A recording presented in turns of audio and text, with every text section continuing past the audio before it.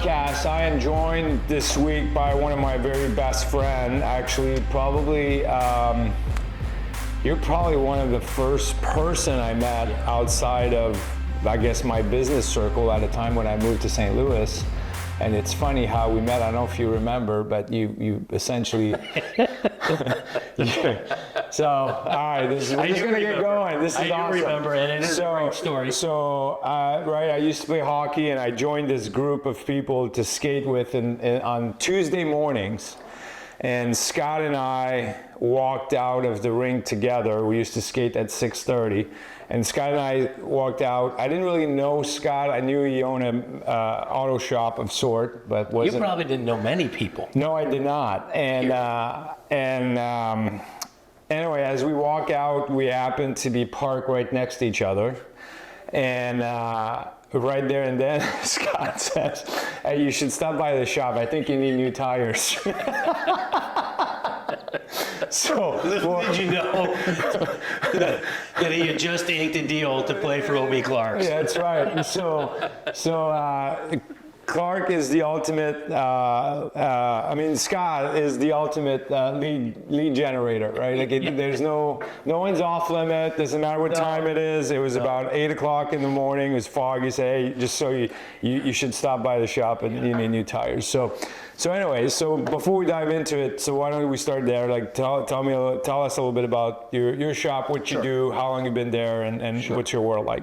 So my father started Combs Tire 40 years ago. We are in our 40th year. Well, we just finished our 40th year.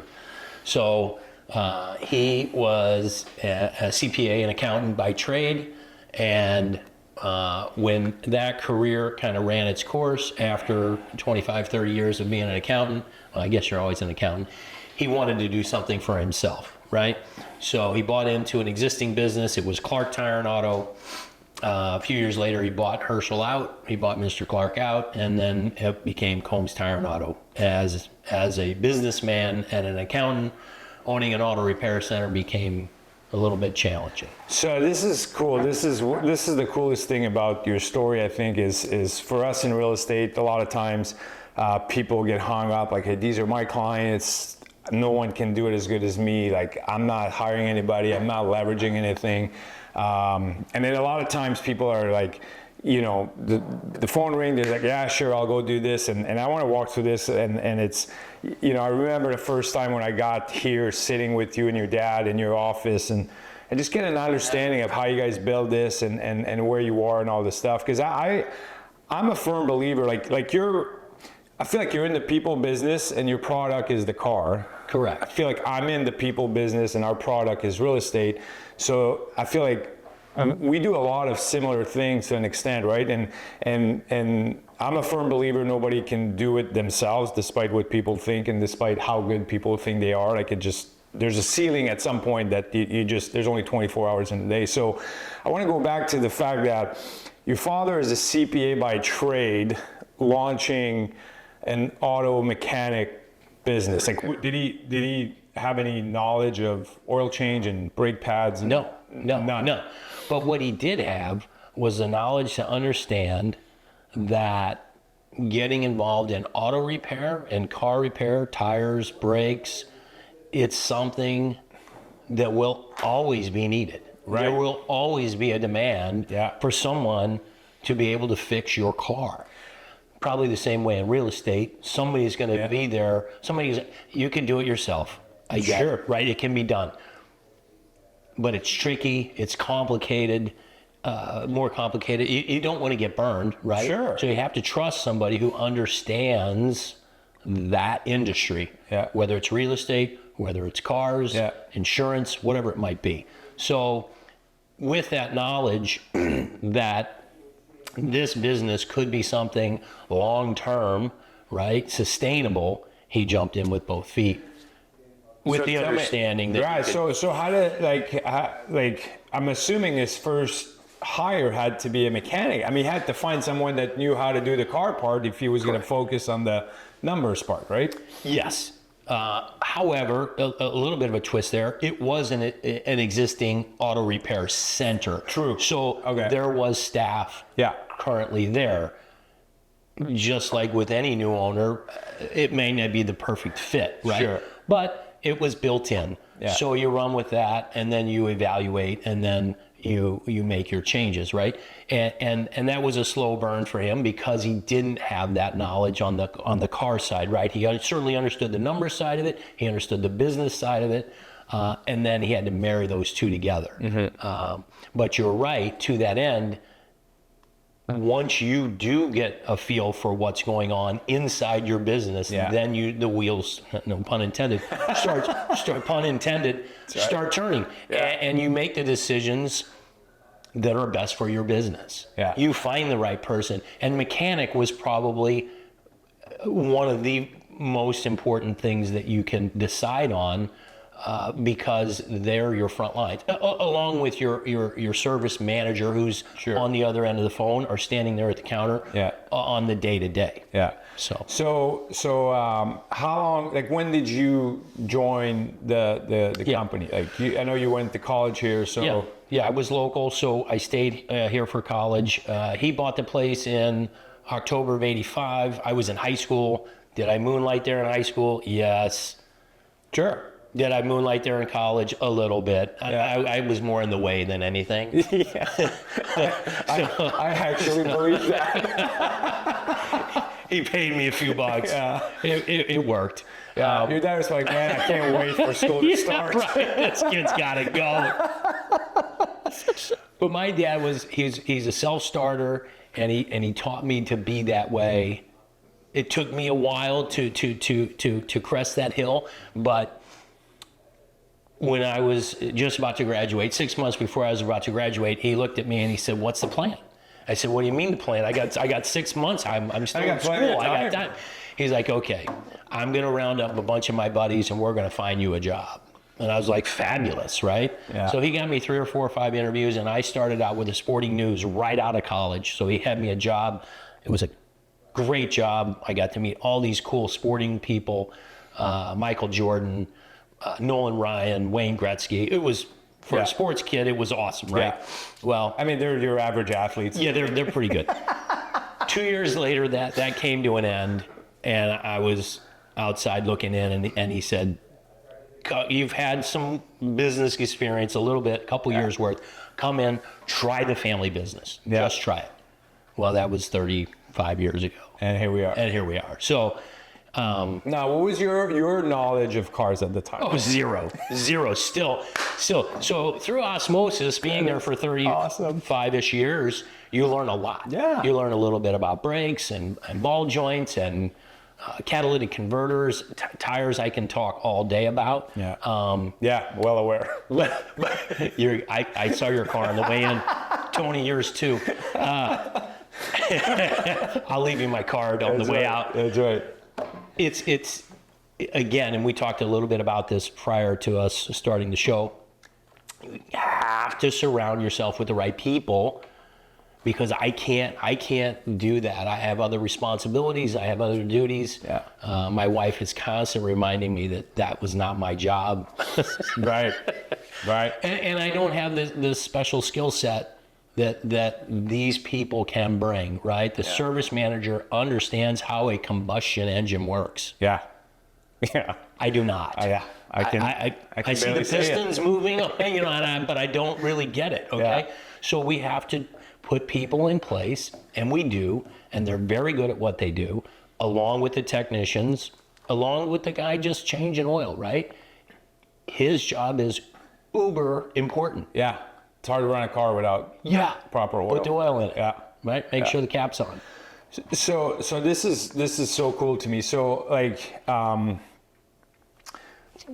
the other thing that I find fascinating about your world is the fact that I'm going to assume this here, but I would assume there's a high turnover in your industry from one shop to the other, right? Like retaining quality and talented people is probably a challenge within the industry as a whole. Is that a fair? Absolutely. Okay, so Absolutely. so I've been going there, I mean, since 2008 when you sold those tires to me in the parking lot at Kirkwood.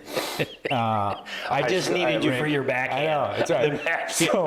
So what is that, like 12, 20 18 years? Yeah, 20 coming up. And I mean, I get greeted by the same people. Like I see a lot of the same people. So what have you created from an environment perspective that has allowed you to have such stability within your world that is so different than the rest of your industry? Yeah. So very complicated, but very simple at the same time. Yeah. You, at the top of the list, and my parents taught me this, treat people with respect. You got to walk the walk, not just talk the talk. Somebody's sick, somebody's kid is sick, stay home. Yeah. Right? We don't work weekends. A lot of shops are open Saturday. Some shops are open on Sunday, okay? It is simple. We pay 100% of our employees' health care. No one does that. Yeah. No one does that, okay? It's fair. Like I said, you treat them with respect. If they need help, you help them.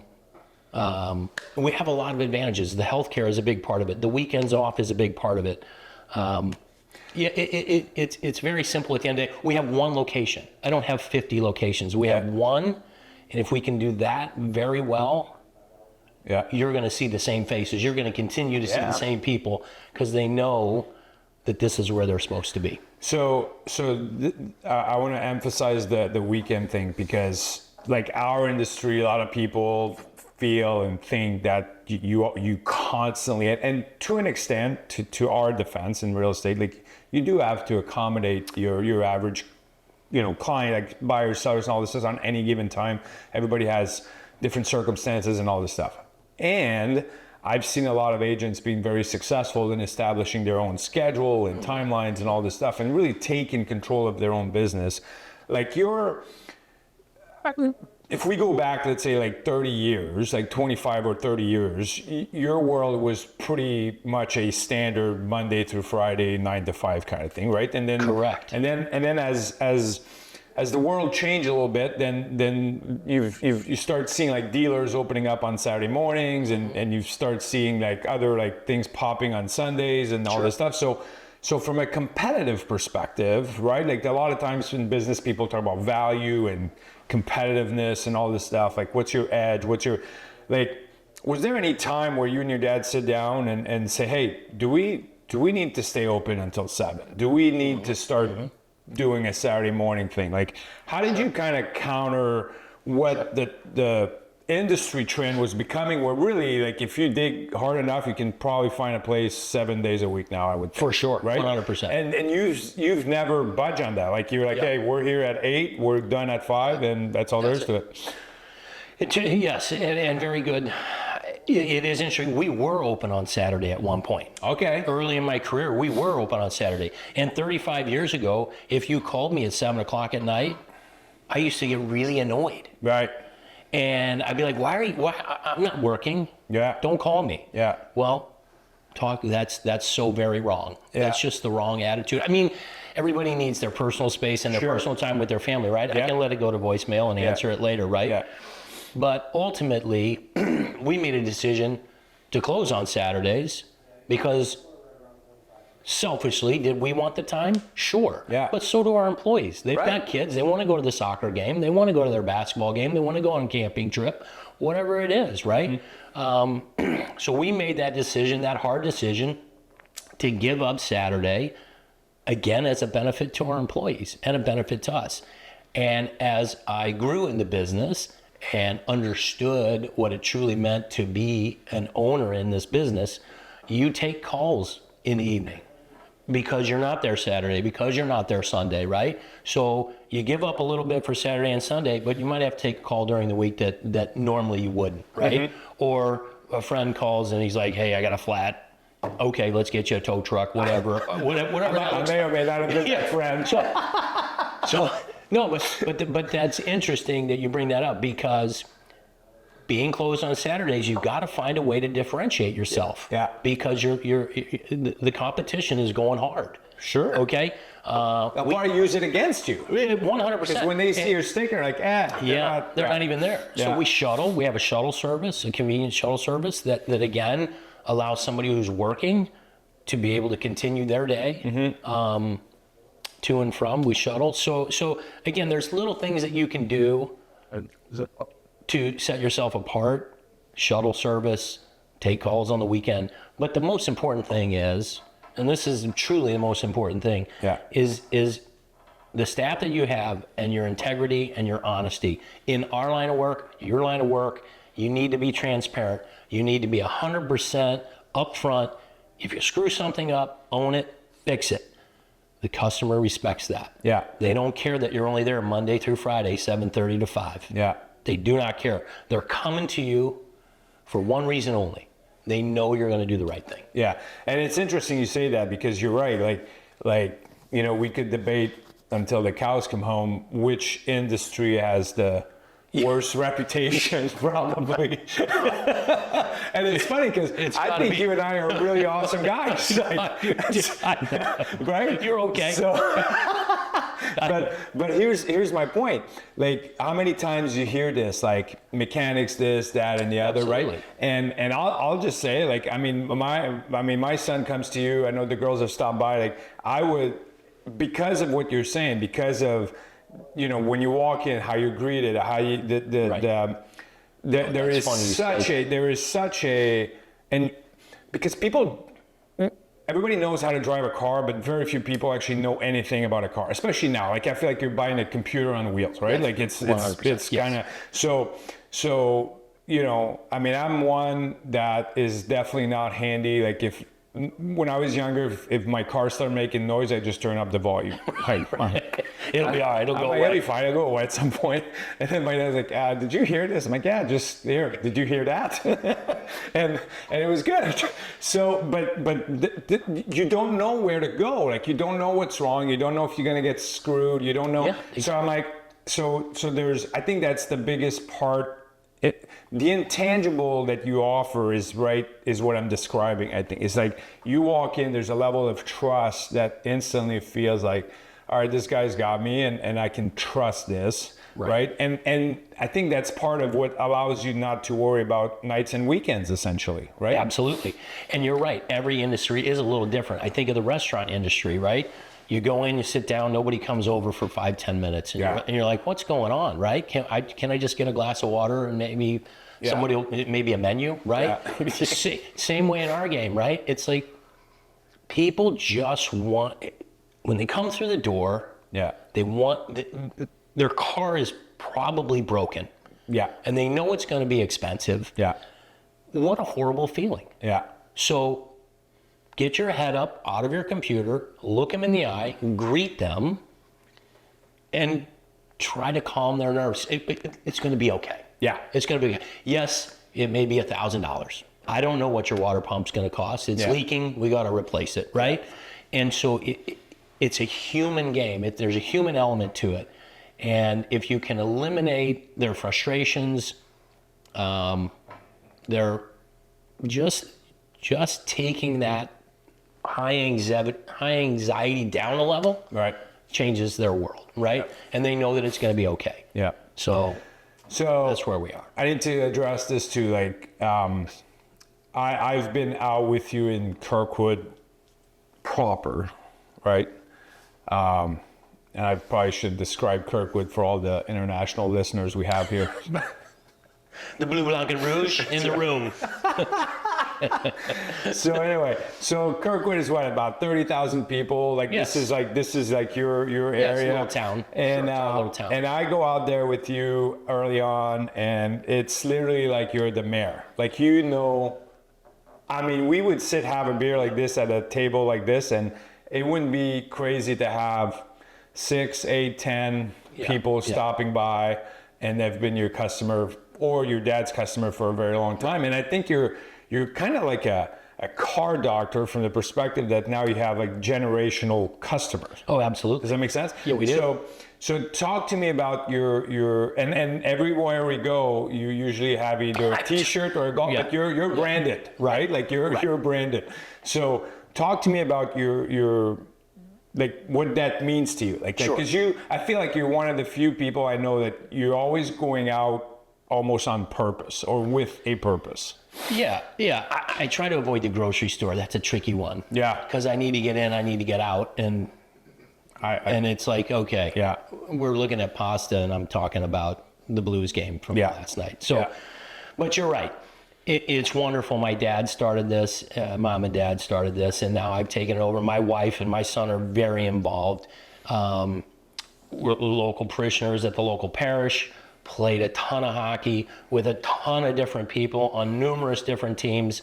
And then you work retail. Yeah. And that's the bulk of it is you're working retail. And so you see a lot of people, and from 40 years ago, it is generational. We are now seeing the young kids that were coming in at 16 are now 40 plus, 50 plus, and their teenagers are coming in. And it's a testament to what my dad started and how we continue to grow that part of the business. And it's exciting. And I do go out, and it's fun at a bar to see people, old friends that and they don't just come over and say hello, just say hello. It's very genuine. Yeah. So it sometimes it can be a little tricky, but most times it's wonderful. For sure. No, I mean it's a testament to what you guys have built and developed, and I would imagine your customers here have to be similar, right? I mean, your agents have been doing this a while, right? I hope they experience the same. Repeat. Yeah, for sure. I mean, that's the goal, right? I was here yesterday. Yeah. I walked in the building. Yeah. Some lady, I don't know. Hey, congratulations. Yeah. Buying or selling? That's right. She didn't know. That's right. She had no idea. I was like, what? Oh yeah, thank you. Yeah, that's awesome. Right? Yeah. It was refreshing. Yeah.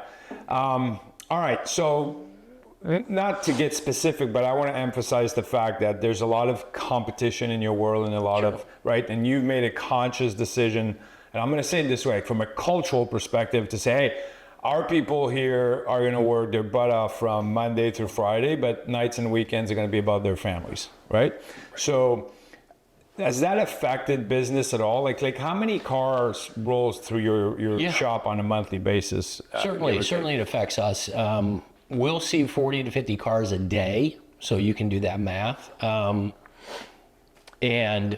so that's about 1,000 cars a month. Yeah, about 1,000 cars a month. Okay. Yeah. But my point is, so you get about 1,000 cars a month comes through the shop.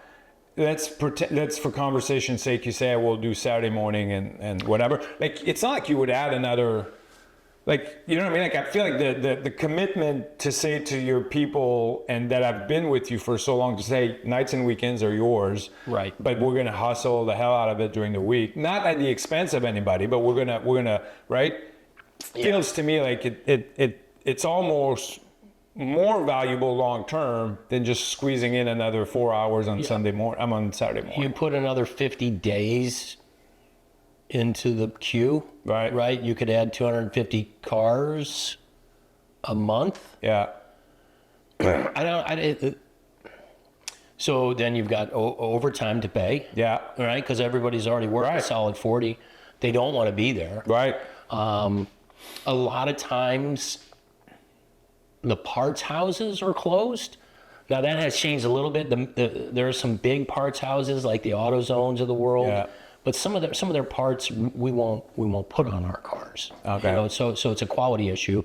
Sorry, AutoZone. You have some very good stuff as well. We'll welcome your sponsorship if you want to participate. But if you come in for something on a Saturday and I've got to wait, I can't get the part, I can't get the tire. So why bother? So it's going to be Monday anyway. So for me, that's the answer. For our employees, I'm sure there are some that would love the hours and want the money. The majority of them, they're here for that reason. They know there's going to be a Monday through Friday. I was going to say, I think based on the longevity of some of them that I've seen over the years, I mean, I'm sure they certainly don't want it bad enough to go somewhere else. That's correct. Yeah. So they're that, not chasing the money. that's what I'm saying. Yeah. So that's created a culture that I feel like prioritizes them, which then empowers them to prioritize your world. Absolutely. There's value there. Yeah. When you and I'm talking about the value of, you know, just your time, Yeah. right? Your personal time, Yeah. whether it's with your family, with your friends, whatever you're doing, that's yours, right? Yeah. I don't think you can put a number on that time. No. I think if you're trying to put a number on that time, I think you're doing it wrong. And you're right. It is a testament to our staff who have been with us. We had a guy retire last year at 30 years. I got another guy at 30 years. I got a couple of guys at 25 years. That's unusual. So I think that's very unusual in that industry, right? Like, it is. That's not a common. Because our industry is tricky, right? A lot like your industry, in that there's a small pool of people. I think your pool is probably bigger than ours. Sure. Ours is that skilled trade that, you know, to work on cars, to have the money to afford the tools to work on cars. It's a small pool of people. Yeah. So in thinking about that, in order to keep those people is paramount. Yeah. Because they know their craft, they're good at what they do, they've invested the money, and now take your time. Right. Take your time and go do what you want to do. And it's the whole point, right? Yeah, I think, you know, I'm not an accountant in some room looking at a bottom line saying to myself, I need more. We need more. Right. What's going on? Right. You can't do it. It just you go crazy. Right. And it's wrong. It's just wrong. Right. These guys are hustling. If we're all doing our job, we're all hustling, we're all going to come out okay. Everybody's getting taken care of. Correct. Yeah. So, all right, I just want to kind of go back. So your dad bought the business, started this. How many times do you feel throughout the journey that, I'm going to call it the two sides, so like the front of the house and the back of the house kind of, you know, collided, if you will, where you're like, you or do you have someone running the back, you run the front, and then everybody stay happy? Yeah, it's more split. Yeah. I'm kind of back of the house and a little bit of the front of the house with the what I would consider my management team, my writers, right? Yeah. So it's my writers and myself, and then all the accounting and all the marketing and all that behind the scenes stuff. And I count on my lead guys, my lead service manager guys to handle the back of the house. Usually that works out wonderfully. Every now and then you've got to step in and figure out what's going on and help make some decisions. Yeah. But most of the time, that's how we break it out. Yeah. But the worlds intersect a lot, very often, daily. But if you have the right people in place, right, if your staff is right, then they should be handling their situations and so on and so on. If it gets, and then you get updated. I get updated, and if it gets to me and they're like, "Hey, we need to sit down," then we sit down. Yeah. Right? It doesn't happen often. Yeah. But occasionally we're working retail. It happens. That's right. I cannot stress this enough. I've shared your story so many times. Like, it's such a cool thing, from not just the success you've created for yourself and your family and the people that work for you, but just the fact that, you know, to this day, you're not necessarily a car specialist, but you've bought into the concept, hey, I can run all of this, but I need people that are really good at this, that, and the other. And you never let your ego get in the way, and, you know, 1,000 cars a month later, life is good. That's right. You know what I mean? And that's, so many people could, if they had the thought of getting out of their own way and embracing a concept like, hey, we probably can do this better together than I can on my own, their life would change like overnight. And I'm still learning. Sure. My wife and I talk about this all the time. She's like, "You're still wearing some wrong hats." Yeah. And I'm slow in my ways. Sure. And so even today, 35 years later, we're working on me doing some less things around the shop. But just because somebody else could and should be and is better at it than me. And so I'm sure it's the same way with you. Sometimes it's like, I'm just going to take care of this. Yeah. when it should be somebody else. Yeah, but I don't think there's a. I think when that no longer happens, it's probably when, somebody else is taking it over. Correct. There's always Correct. going to be things. I mean, at the end of the day, it's your world. It's your, you know what I mean? Like you get to step wherever you want. But I think having the awareness to say, all right, I get it. It's not my hat. Right. That's just a sign of emotional intelligence and growth that you're like, all right, cool, you go do it. And Right. the amount of change to that has occurred within your own world. Like my first car needed a lot of help, but I'm just saying, like, I don't remember like pulling my first car or second car into a shop where all these computers were coming in to put a diagnostic on the car itself. Right. Like it was manually and looking at it and all this stuff and Visually testing, listening, visually test right. driving. And then there was all right, here's where we are kind of thing. But there's been so many changes that you had to adapt, that your team Sure. had to adapt. And then, people resist and fight change all the time. I mean, think of if you didn't have computers in your shop right now. Like, Well, that's a quick story. All cars used to be carbureted, right? Yeah. And then this direct fuel injection came about. Right. Okay. My dad said to me, he said, "What are we going to do? This is the worst thing ever." Fast forward, direct fuel injection is probably one of the best things that ever happened in our industry, right? I know. And so, yes, along the way, you figure things out. Yeah. You wear different hats. You say to yourself, okay, this needs to be delegated over here. This will be better over here. And when you stop learning, we've been doing this a long time. When you stop learning, you're doing it wrong. yeah. Even to this day, this week we were talking about some of these things. So it is important to adapt and to keep adjusting and to understand your lane and try to stay in it. Yeah. Amen. Yeah. Amen. I love you, brother. Love you too. I just want to clear up one thing about that story when we first met. I remember it a little differently. I remember approaching you. I think he had 8 or 9 goals in that little session. And I stalked you out to your car to make sure you knew that O.B. Clark's was going to be your next team. That's right. I don't remember the set of tires. Yeah. Was there a set of tires? Yeah, there sure was. Okay, But all right. Enough said. I remember signing with O.B. Clark's. And I only did that with one other player, Jamie Compound, if you're out there. Those are my 2 high. that's a high pick. That's a much number one. better Those pick. are number 1 overalls. Yeah. Scotty and I have been to O.B. Clark's and had one beer, just one, many Thursday nights. Chicken wings. All right, we're going to end before I get myself in trouble. Thank you, people. Have a good one. Thanks for having me. I love you, man. Love you too. Yeah.